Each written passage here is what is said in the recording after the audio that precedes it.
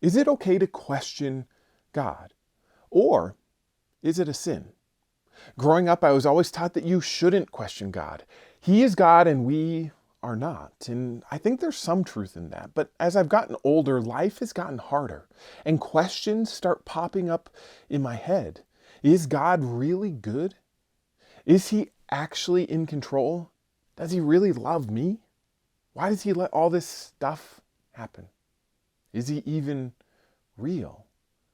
And these questions that came up made me feel like I'm not a good Christian, like my faith wasn't strong enough, that I just needed to believe more and question less. And for a while, that's what I did. I suppressed these questions. But the more I suppressed them, the stronger they became.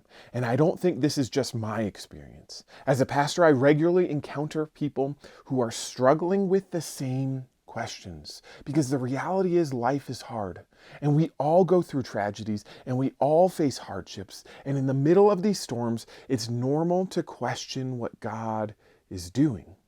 And I found that while this experience of questioning is common, that it often brings up guilt. Many Christians feel that they shouldn't question God and that doing so reveals a lack of faith.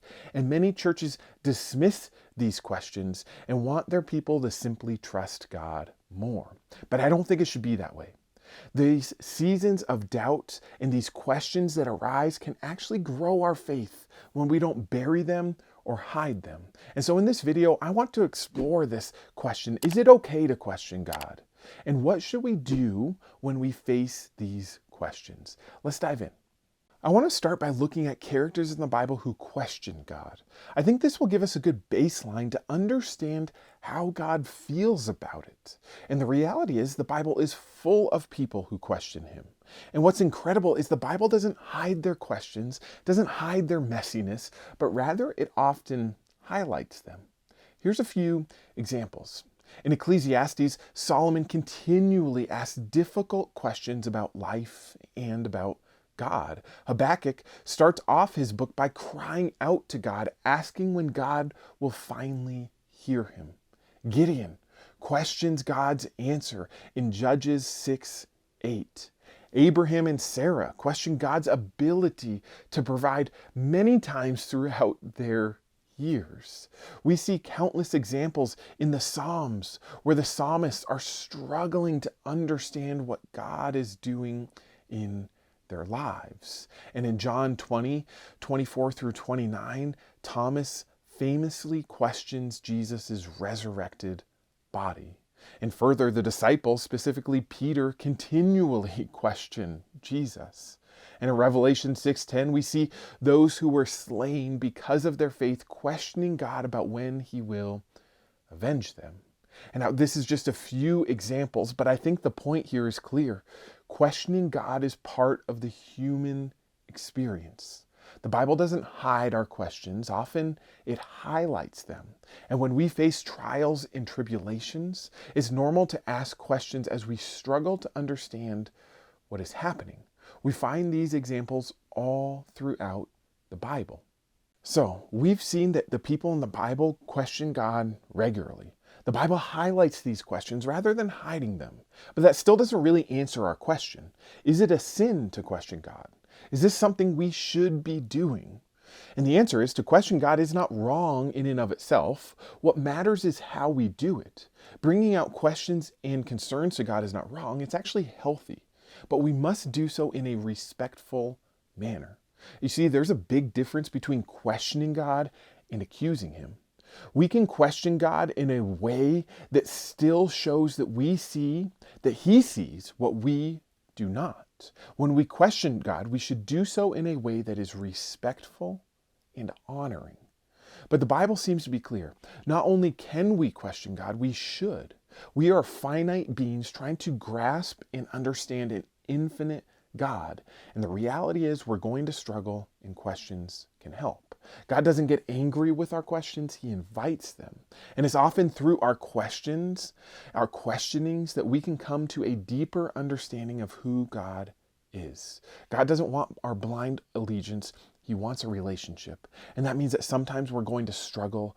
And in those struggles, questions will arise. And that's normal and good that can lead us to a closer relationship with our Creator. I want to end by looking at how we can question God in a way that is healthy and honoring. So here's some practical things that you can do when you find yourself in a season of questioning. And the first thing is this: don't hide your questions. You see, when we bury our questions and our concerns and when we pretend they don't exist, it can actually hinder our relationship with God. But when we bring them out into the open, God can use those questions to grow our faith and bring us closer to Him. So air out your questions. Regularly share them with God. He wants your heart, whatever is on it, whatever condition it is in. So give it to Him. I think in these moments, the Psalms are a perfect place to turn for this. David continually questions God about whatever he's struggling with, and it's a great model for us to follow. Here's what David says in Psalm 5. Listen to my words, Lord. Consider my lament. Hear my cry for help, my King and my God, for you I pray. In the morning, Lord, you hear my voice. In the morning I lay my requests before you, and I wait expectantly. God invites your questions. You don't need to hide them or pretend you don't have them. When we hide our questions, you are hiding part of ourselves from God. We are keeping our faith from growing, so don't hide your questions. Rather, bring them to Him. And the second one is to not be ashamed of your questions. I often see Christians beat themselves down because they're questioning God. They think they should just have it all together, that their faith is weak, that they just need to trust God. But remember, we are finite beings trying to understand an infinite God. Of course, we're going to struggle to understand. And we don't need to be ashamed of our questions, because it's often through our questioning that our faith and our trust in God is built. Instead, remind yourselves that your questions are building your faith. The third thing you should do is recognize that your questions can actually produce something of value. Questioning God can build something of value in your life. It can strengthen your faith.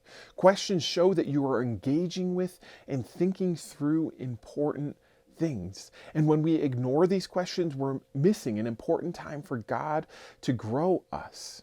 You see, the times I've grown the most in my life and in my faith are the times when I've asked the hardest questions, uncomfortable questions. And it's not always easy, but the results have always been worth it. When you question God, it can produce something of value in your life. It can grow your faith. The fourth thing that you should do to question God in a way that's healthy is to know the difference between asking and accusing. When we question God, we should do so with the right heart. Think of the story of Jonah. Jonah was struggling to understand what God was doing, and he found himself questioning God. But he did so with an accusing heart. He thought he knew what was best, and he failed to show any humility. And even with this attitude, God still used him and offered him grace and forgiveness. But because of his attitude, Jonah had to learn the hard way. And here's the point: God knows things that you do not.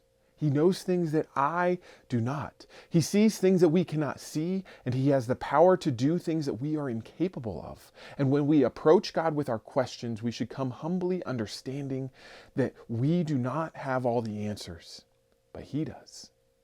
And just like Jonah, when we come in a little too hot and accuse God without humility, He'll still forgive us, but we will make it harder on ourselves. And the last thing we should do is to never stop asking questions. In this life, we will never have it all figured out. There will always be something that causes us to question. And it's important that we never stop bringing those questions to God. There will be times when we are tempted to hide our questions, and I want to encourage you to fight that urge, to ask those questions. When you do, you will find a loving God who will take those questions as an opportunity to grow you in your faith. So, is it okay to question God?